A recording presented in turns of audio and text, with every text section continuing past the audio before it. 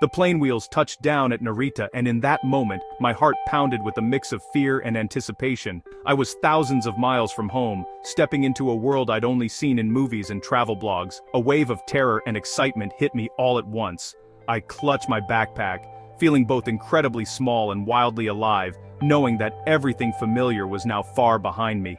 I was finally in Tokyo, the city of neon lights, endless crowds, and dreams that never sleep. But reality set in quickly. My entire monthly budget was just $700. Every yen counted, and every decision mattered. My reality? A single backpack, shaky Japanese, and a budget that barely covered instant noodles, and the cheapest rent I could find. I traded comfort for adventure, and luxury for the thrill of the unknown. Every purchase was a calculated risk. Even buying a coffee felt like a splurge. I learned to stretch every coin, hunting for bargains and savoring simple pleasures. I wasn't a tourist. I was here to survive, to carve out a life in a city that never slowed down. My tiny apartment became my sanctuary, and the city outside my classroom. Friends back home asked, "Why put yourself through this?" They couldn't understand why I'd leave comfort behind for uncertainty. The answer was simple. I wanted to push my limits, to collect experiences instead of things, and to see how far I could go on my own. I wanted to write my own story, one challenge at a time. Tokyo's blend of tradition and modernity was the perfect backdrop for transformation. Ancient temples stood beside glass towers, reminding me that growth comes from embracing both the old and the new.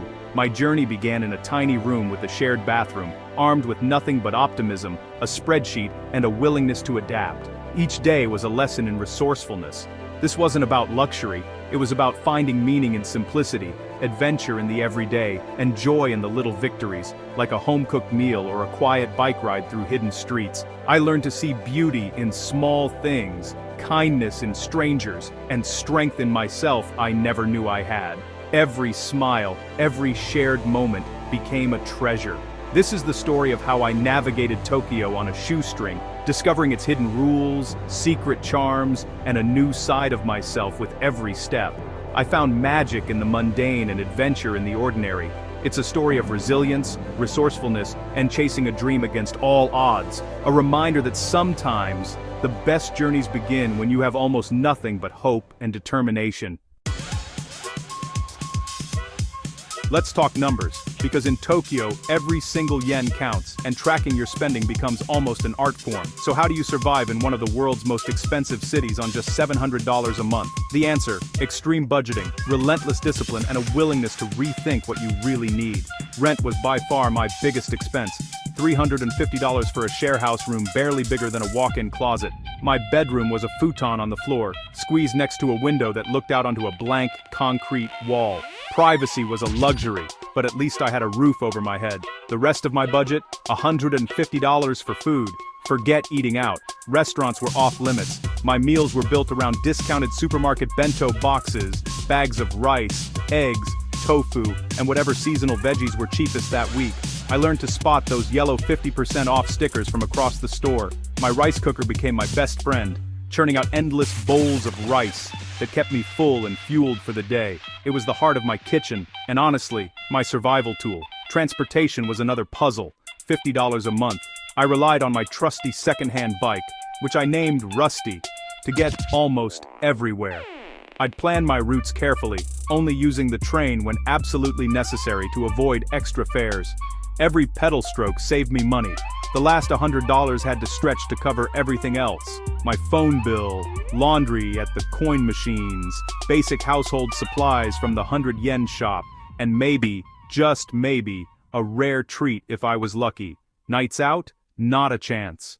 My idea of a splurge was a single can of beer enjoyed on a park bench under the city lights. That was my version of luxury in Tokyo. Every yen was accounted for, tracked in a notebook.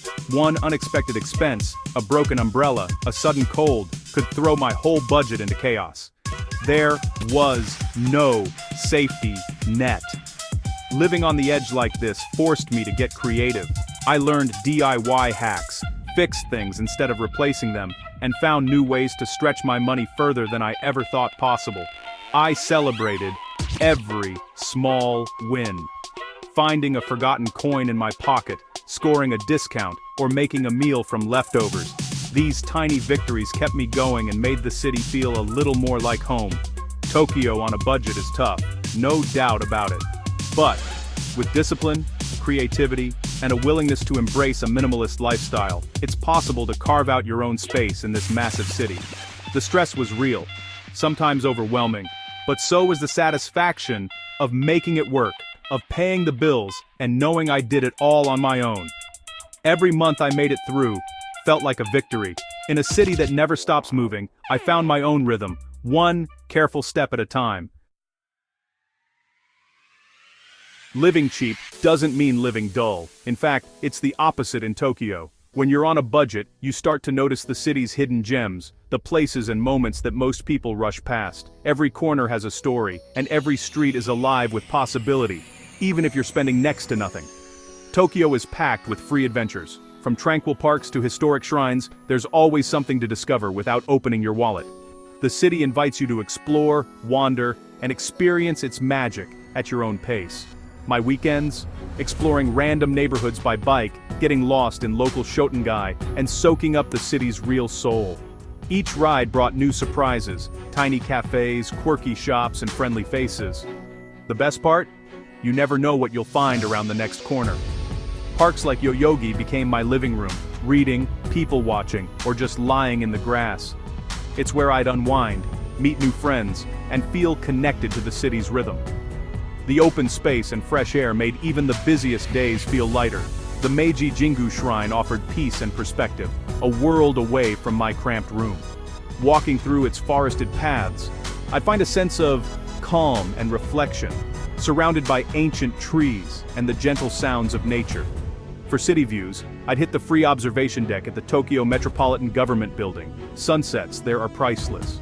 Watching the city glow as the sun dips below the skyline is a memory that stays with you, reminding you how vast and beautiful Tokyo truly is.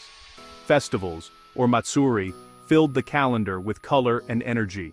Just being there was a reward. The music, the food stalls, the laughter of locals, it all made me feel part of something bigger, even if I was just a spectator. These free experiences taught me that Tokyo's best moments aren't bought, they're lived. From spontaneous street performances to shared smiles with strangers, the city's true treasures are found in everyday encounters. The city's richness is in its people, its parks, and its everyday magic. It's in the warmth of a friendly greeting, the beauty of a quiet afternoon, and the sense of belonging you feel, even far from home. My life was full, even on an empty wallet. In Tokyo, happiness isn't about how much you spend. It's about how deeply you experience the world around you. Dating in Tokyo on a tight budget, it's all about creativity and honesty. No fancy dinners, just walks in the park or exploring new neighborhoods together. My first date was a konbini coffee by the Sumida River. Simple, cheap, and real. Speaking Japanese, even badly, showed respect and opened doors. Relationships here grow slowly, through shared moments and subtle gestures. Respect, patience, and sincerity matter more than money.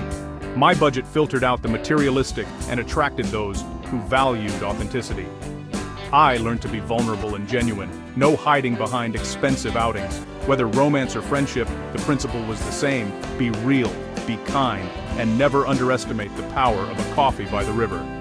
On a shoestring, I found deeper connections than I ever expected. Living in Japan means learning a new set of rules, starting with the bow. There's a bow for every occasion, and while I got it wrong at first, effort counts. Trains are silent zones, no phone calls, no eating. I learned that the hard way. Garbage sorting is legendary. Burnable, non-burnable, bottles, cans. Miss a day and you're stuck with trash for a week. It's complicated, but it made me mindful of waste and cleanliness. Gift-giving, or omiyage, is a thoughtful tradition. Even a small snack from a new neighborhood is appreciated. These customs, bowing, sorting trash, giving gifts, are the threads of Japanese society. Learning them helped me feel like I belonged. The quirks became part of my daily rhythm. Adapting to these rules was key to truly living in Tokyo. There's a difference between surviving and thriving. At first I was just scraping by, but soon, the routines became second nature. Discount bento hunts turned into a game. I mastered the train system and social rules. I stopped focusing on what I lacked and started appreciating what I had. A roof, food, and the freedom to explore. My budget forced me to connect with people, not things. Housemates became family. New friends came from language exchanges and community events. These relationships were my true wealth, and living on so little stripped me down and built me back up. Stronger, more grateful, more resilient. Happiness wasn't in my bank account, but in connection, growth, and courage. I wasn't just surviving, I was thriving in Tokyo. That's a lesson I'll carry forever. My Tokyo journey, navigating neon streets on a shoestring, was tough, but unforgettable. I learned that a city's heart is in its parks, festivals, and people, not its price tags. This isn't a how-to guide, but proof that you can build a meaningful life outside the norm. The biggest barriers are often in our minds. With courage, creativity, and a lot of instant noodles, you can chase any dream. If this story inspired you, please support the channel. Subscribe, like, or share. Thanks for being part of this adventure. Keep chasing your dreams, no matter how wild they seem.